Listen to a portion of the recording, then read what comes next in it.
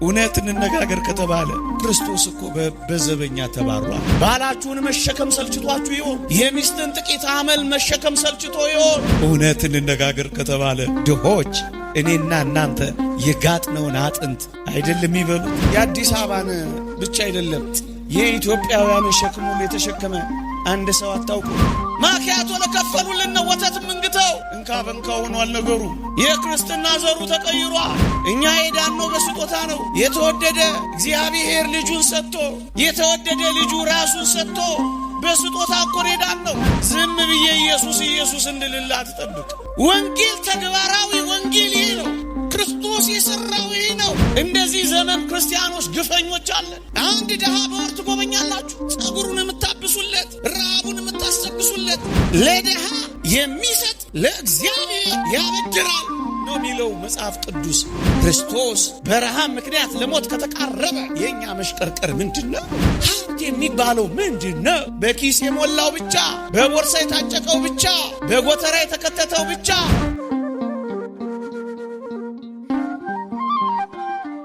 የሉቃስ ወንጌል ምዕራፍ 4 ቁጥር 12 ላይ ግብዣ ባደረክ ጊዜ ድሆችንና ጉንድሾችን፣ አንካሶችን፣ እውሮችንም ጥራ፣ የሚመልሱት ብድራት የላቸውምና ብፁዕ ትሆናለህ፣ በጻድቃን ትንሣኤ ይመለስልሃልና ይላል። ድግስ አላችሁ፣ ሰርግ አላችሁ፣ ልደት አላችሁ፣ ቀለበት አላችሁ፣ ምርቃት አላችሁ፣ ዝክር አላችሁ፣ ተስካር አላችሁ፣ የቤተ ክርስቲያን በዓላቶች እንኳን አላችሁን? እንግዲያውስ ድሆችን፣ ጉንድሾችን፣ አንካሶችን፣ የሚመልሱት የሌላቸውን ምስኪኖችን ጥሩበት ነው የሚለው። የፊቱን ወንበር ለክርስቶስ ልቀቁት፣ የምግቡን ጣፋጭ እፍታውን ለተወደደው ምስኪን ደሃ አቅርቡት። እስኪ ቤታችሁ እስከ ዛሬ ኑሯችንን እስኪ እንፈትሸው ወገኖቼ።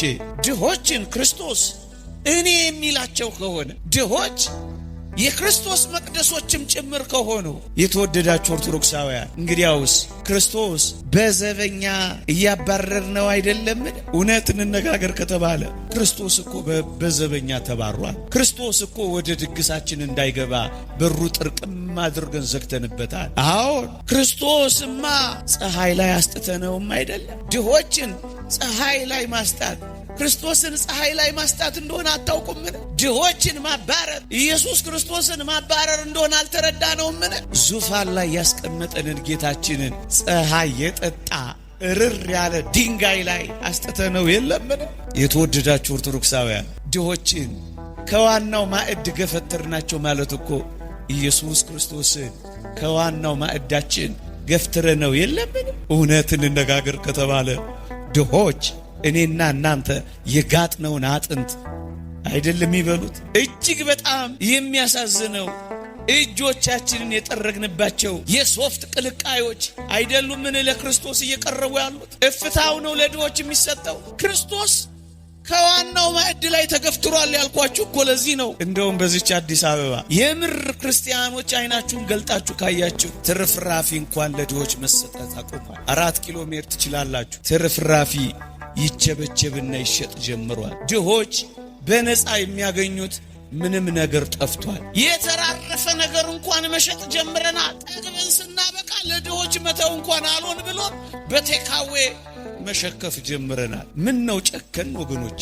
ዓለም የምትጨክነው ሳይበቃ ክርስቲያኖችም ይጨካከናሉ። ዓለም እኮ በዚህ ዘመን ድህነት እየቀፈቀፈች ነው። ድሆችን እያባረረች እኮ ነው። ድሃን እየጠላች እኮ ነው ዓለም። ድሆች ምን ያረጋሉ? ጥቂት ባለጠጎች ምድራችን ላይ ከኖሩ አይበቃም የሚል ርዕዮተ ዓለም እኮ ነው የሚያመጣው። እውነት ክርስቲያኖች በዓላቶቻችን፣ ድግሶቻችን፣ ዝክሮቻችን፣ ተስካሮቻችን እውነት ክርስቶስ አለበት አትብሎ አይደለም።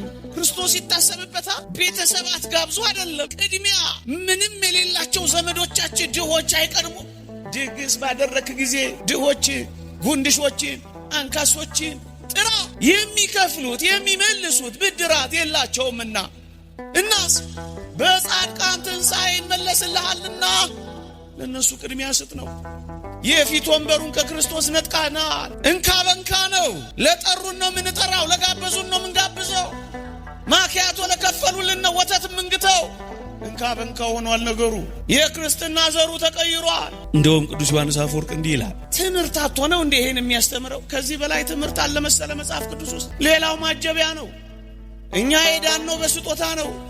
የተወደደ እግዚአብሔር ልጁን ሰጥቶ፣ የተወደደ ልጁ ራሱን ሰጥቶ በስጦታ እኮ ነው የዳነው። ደግሞስ ኋላ የምንድነው በምንድነው ካላችሁኝ፣ እመኑኝ በስጦታ ነው የምንድነው። በስጦታ ዳን፣ በስጦታ እንድናለን። በመከራ አዳነን፣ በመከራ እንድናለን። በመስቀል አዳነን፣ መስቀል ተሸክመን እንድናለን። በጠበበ ክርስቲያናዊ ሕይወት እንድናለን። እሱ ነው መዳን። ብራ ብጠማ ብታረዝ ያለው በስጦታ እኮ ስለምንድን ነው ወገኖቼ። ወንጌል ማለት ይሄ ነው። ዝም ብዬ ኢየሱስ ኢየሱስ እንድልላ አትጠብቅ። ወንጌል ተግባራዊ ወንጌል ይሄ ነው። ክርስቶስ የሰራው ይሄ ነው። ተመላልሶ የፈጸመው ይሄንን ነው። ድሆችን እኛን አሰበን ባለጸጋ አደረገን። በጥም የተቃጠለውን የዘላለም ውሃ ሆነን አረካን። በረሃብ ጠብልገን ነበር፣ ስጋውን ሰጠን አጠገበን። ከቤታችን ተሰደን ነበር፣ ከቤቱ ተሰደደ መጣና ወደ ስደት ቤታችን መለሰ። ስጦታ ማለት ይሄ ነው። ወንጌል ማለት ይሄ ነው። እና ቅዱስ ዮሐንስ አፈወርቅ እንዲህ ይላል፣ አንተ ከተገቢው በላይ ትመገባለህ። ክርስቶስ የሚያስፈልገውን እንኳን አልበላም። እመኑኝ፣ ጨርሲ ተባብለን ሆዳችን እስኪታመም እየበላን ነው ምንተኛው። ከተገቢው በላይ እንበላለን። በጣም ብዙ እንደዚህ አይነት ጸበል ቤት የሚኖሩ አስታዋሽ የሌላቸው እህቶችና ወንድሞች ያውቃለሁ። ምግብ ከበላው 3 ቀን ሆኖኛል የሚሉ ብዙ ክርስቲያኖችን ትሰማላችሁ። ወንጌል አውደ ምሕረት ላይ መሰብሰብ ብቻ ነው።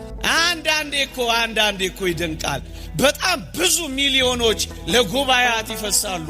ጥቂት ብሮች ደሃን ማሰብ አይቻልም። አንዳንዴ ቅምጥልነት ያበዛንም ይመስላል። አንተ ከተገቢው በላይ ትመገባለህ። አትልበሱ፣ አይድመቃችሁ፣ አታጊጡ ማለቴ ግን አይደለም። ደሃውን አስቡት ማለቴ እንጂ። እንዲህ ይላል፣ አንተ ከተገቢው በላይ ትመገባለህ። ክርስቶስ የሚያስፈልገውን እንኳን አልበላም። የተለያዩ ኬኮችን ትበላለህ፣ እርሱ የደረቀ የዳቦ ቁራሽ እንኳን አልበላም። አንተ የተጣራ የወይን ጠጅ ትጠጣለህ፣ ነገር ግን እርሱ ቀዝቃዛ ኩባያ ውሃ እንኳን አልሰጠው።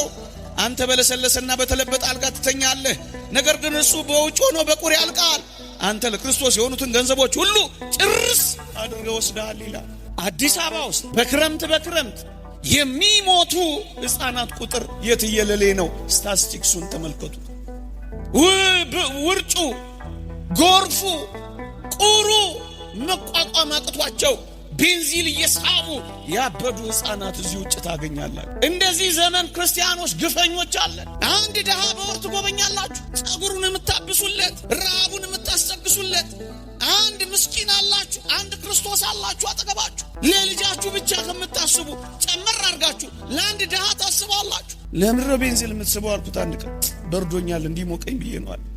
ለብርድ ብለው ይጀምሩታል። አኮራምቶ ግን ጥሏቸዋል። በቃ ቱቦ መንገድ ሲሰራ እኔ ዛሬ 10 ዓመት አንድ ምስኪን ጠይቄዋለሁ። ምንድነው ደስ የሚል? በክረምት መንገድ ሲቆፈር አቤት ደስ እንደሚለኝ። እንዴ አንተ ደግሞ ከመንገድ ጋር ምን አገናኘ አልኩት። መሐንዲስ አይደለ እንዴ? አላወቅም ጋሼ። ቱቦ እኮ ይመጣል እና ቱቦስ ማደሪያ ይሆነናል። ቀላል መስሏል እንዴ? ቀና ስንል ፍሎሮ ላይ ከላይ ዶፍ ከስር ጎርፍ እየወረደበት ነው ለካ የሚሞተው። ቱቦ ሲቀመጥ ግን ትንሽ ቀን እናገኛለን፣ ክረምቱን እናልፋለን አለ። አንተ ግን ብዙ ሰርቪስ ቤት ድር ያደራዋለ። ረግፍ ነው። አንድ ደሃ ትጎበኝ በቃ ብዙ እኮ አይደለም። እንደው የእውነት ማውገዜ አይደለም፣ ፍርደኛ መሆኔ አይደለም። አማረብኝ ብዬ መድረክ ስላገኘው አንዳንዶችን ማሳፈር ፈልጌ አይደለም። እግዚአብሔር ያውቀዋል። የኛ መኪና አቡጀዲ ልብስ አላት። ልብስ የሌለው ሰው ስንት። ቁም ሳጥናችን በቅያሪ ልብስ ተጨናንቋል። ለክርስቲያን እንደሚገባ በመጠን መኖር አቅቶን በጣም ተሽከርካሪዎችና ጌጠኞች ሆነናል። አንድ ምስኪን ድሃ ግን በጥቂት ዓመታት እንኳን አንድ ልብስ አያገኝ። ምናልባትም ዕቃ ሳይጠፋ ልብሳችንን ዕቃ ጠፍቶ ቢሆን እንኳን እሺ፣ ዕቃ ሳይጠፋ እንኳን ልዋጭ ለመቀየር ያስቀመጥናቸው ስንት ናቸው። መስጠት አልሆንልን አለ፣ መያዝ ብቻ ሆነ። መቅደሱ ተረስቷል። ድሃው ፀሐይና ብርድ ይፈራረቅበታል። እኛ ሞዴል ብራንድ ይፈራረቅ። ሰው ብርድ ልብስ አጥቷል፣ እኛ በብራንድ ተጨናንቀናል። ድሃው አልተረሳም፣ መቅደሱ አልተረሳም፣ ምስኪኑ አልተተወም። ድሃው ከዋናው ማዕድ ላይ ተገፍትሯል። እኛ በአንድ ማዕድ እንኳን ሳይቀር 3 ዲሾች ተክለናል። ስታርተር፣ ሜን ዲሽ፣ ከዛ ደግሞ ሶስተኛው ምንድነው? ስታርተር ይባላል፣ የሆነ ነገር ይባላል። ከዛስ ሜን ዲሽ ይመጣል። ከዛስ ዴዘርት፣ ዲዛስተር ነው፣ ዴዘርት ነው፣ ዲዘርት ነው። 3 ቀን አይበላ። እኛ በአንድ ዲሽ 3 ምግብ አትብሉ እያልኩ እኮ አይደለም። ምን አለ አንዱን ለድሃው ብትሰጡት እኮ። የታለች ወንጌል? የታለች ክርስትና? የታለ ድሃውን ማሰብ? የታለ ምስኪኑን ማሰብ? ምዕመናን እንደ ሊቅ እንዲህ ይላል፣ ክርስቶስ በረሃብ ምክንያት በሞት ከተባረረ ይላል፣ በጌጣጌጥ ያሸበረቀው ማንነት ላንተ ምንድን ነው ይላል። ክርስቶስ እኮ በረሃብ ምክንያት ለሞት ተቃርቧል። ያውም በዚህ ዘመን ኑሮ በአስቸጋሪ ሁኔታ በተወደደበት፣ ምን በላ ምን ጠጣ ያለ ሰው በሚያስብበት፣ እንኳን ያለው እንኳን የሌለው ያለው እንኳን እንዴት ቀን እንደሚገፋ በተጨነቀበት፣ ኑሮ አስማትና ተአምር በሆነበት፣ ዙሩን ማክረር እንጂ ማቅለል ለዓለማችን ባልሆነበት በዚህ ዘመን እንደ ክርስቲያኖች ሊተሳሰብ የሚገባ ይኖር ይሆን? ብዙዎች ተስፋ እየቆረጡ፣ በጣም ብዙዎች ተስፋ እየቆረጡ። ታዲያ የረሳናቸው እንተዋወሳ። የዚህ ትምህርት ዓላማ እሱ ብቻ፣ ሌላ አይደለም። እንድንጎራረስ። በጥንቷ ቤተ ክርስቲያን ታሪክ ልንገራችሁ። በዕለተ ሰንበት ሁል ጊዜ የገንዘብ ማዋጣት ይደረግ ነበር። በዕለተ ሰንበት ከዚያስ ለድሆች ይከፋፈል ነበር። የገንዘብ መዋጫችን የት አለ? የለም። እስኪ ሰብሰብ በሉና ምንጣፍ የምታነጥፉ ሰዎች አሁን ይቀየርና ምንጣፉ ሚኑር፣ ግን ደግሞ ሐሳባችን ቀየር ብለን ለዚህ ለምስኪን ድሃ ጎዝጉዙለት እንዲበላ።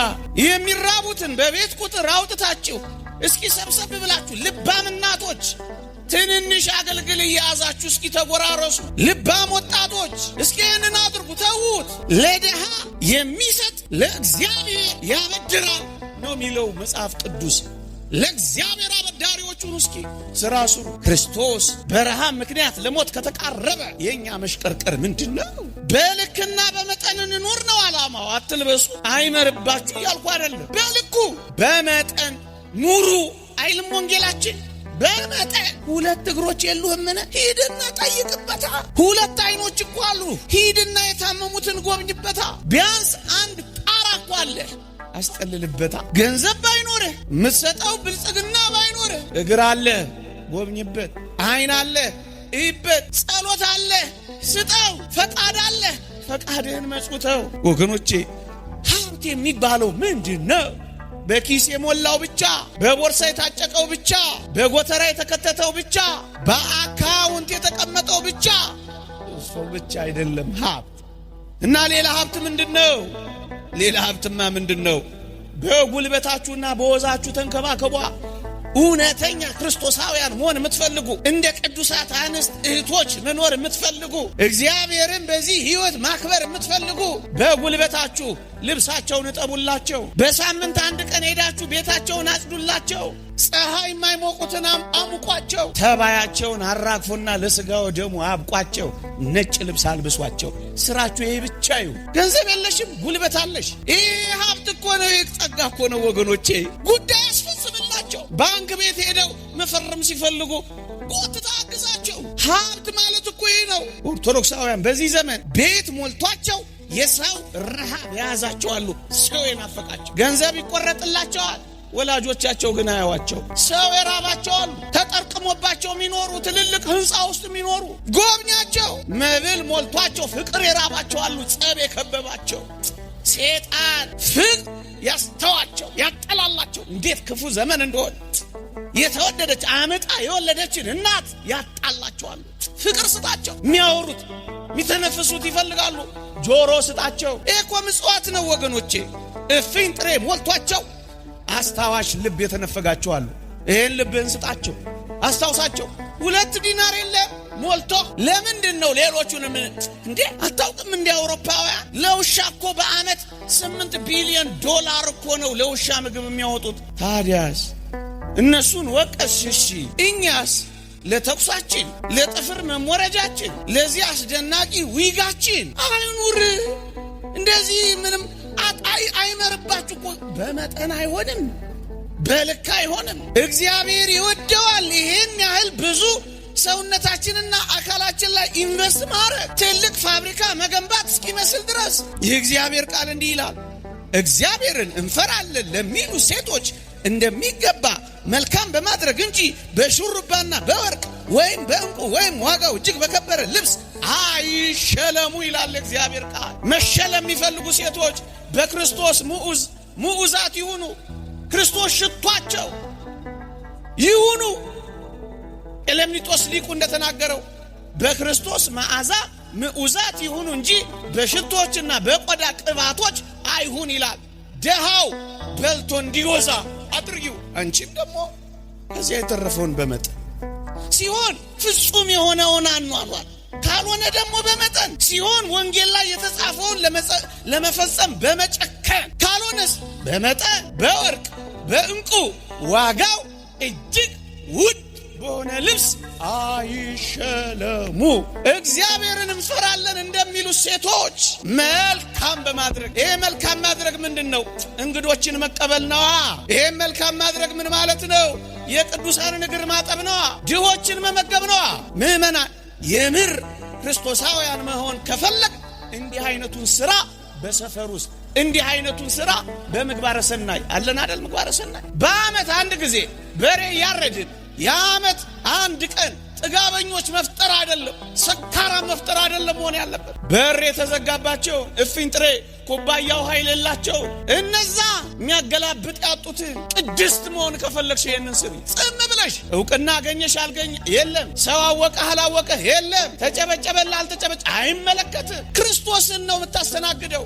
የእግዚአብሔር ቃል እንዲህ ይላል፣ ልጆችን በመልካም ማስተዳደር፣ እንግዶችን መቀበል፣ የቅዱሳንን እግር ማጠብ፣ በትሩፋት ታጌጡ ዘንድ እወዳለሁ። ትሩፋት እስካልከኝ ምንድን ነው? ይኸው አትርሳው። ያን መቅደስ ሲፈርስ ዝም አትበለው። ይሄ መቅደስ ሲፈርስ እንደምትረባረብበት ያ መቅደስ እየፈረሰ ነው። ድረስለት፣ ሩጥለት፣ ገስግስለት፣ አትርሳው።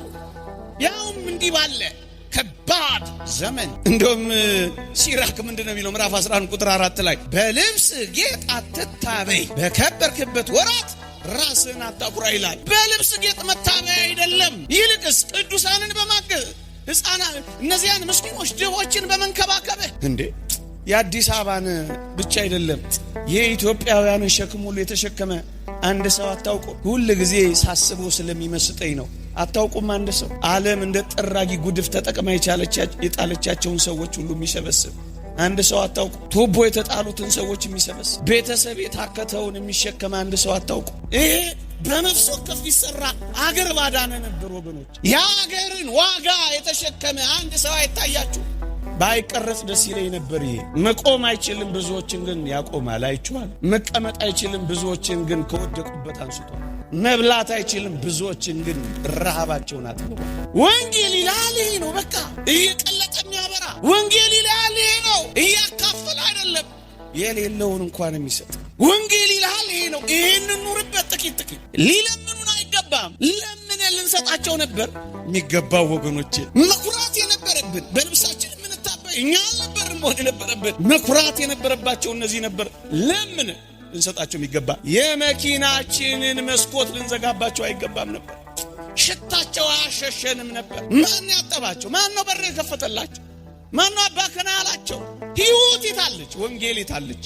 ክርስትና የታለች? አንድ ሊቅ እንዲህ ይላል፣ ክርስቶስ ዘውትር ወደኛ የሚመጣው በደሃ ወይም በእንግዳ ሰው ነው ይላል። ክርስቶስን ማግኘት ከፈለግ ደሃውን አግኘው፣ እንግዳውን ተቀበለው። ክርስቶስ እኮ የሚገኘው እንደዚህ ነው። ወንጌል የሚያስተምረን ይህንን ነው። ክርስቶስ የሚገኘው የአባ ቢሾይን ታሪክ እዚህ ጋር ላምጣው። ግሩም ነው። አባ ቢሾይን እግዚአብሔር እንዲህ አለው ይላል፣ በዚህ ታላቅ ተራራ ላይ ነገ እገለጣለሁ። ሰንበት ነበር፣ እገለጥልሃለሁ። ሕዝቡን ንገር፣ እገለጣለሁ፣ እባርካችኋለሁ አላቸው ይላል። ሁሉም በዕለቱ ከአባ ቢሾይ ቀድመው ወደ ተራራው ገሰገሱ። ተራራው ግርጌ ሲደርሱ ተራራው ታች አንድ ደካማ ምንም የሌለው ረሃብ ያጠወለገው መንቀሳቀስ የማይችል ደካማ እዛ ተራራው ስር ቁጭ ብሏል። ወዴት እየሄዳችሁ ነው ክርስቲያኖች አላቸው። እግዚአብሔር በተራራው ላይ ገለጣለሁ ብሎ ለአባ ቢሾይ ነግሮታል።